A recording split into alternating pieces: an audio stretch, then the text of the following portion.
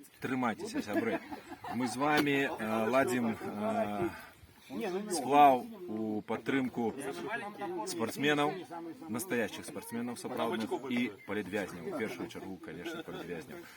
Трымайтеся, сябры. Борыться и поборем. Живе Беларусь. Живи вечно.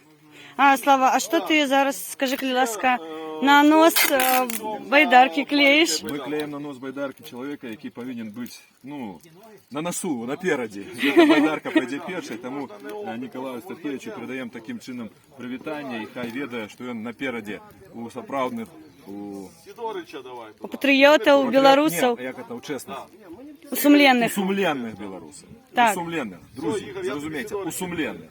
І разумейте гэта слово. І думайте, думайте. Тому Ніколай Статкевич узначальвае наш сплав.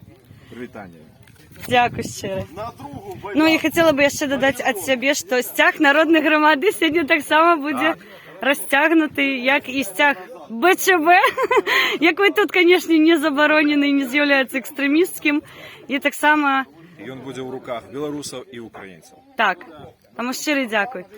Ну все, з Богом! З Богом.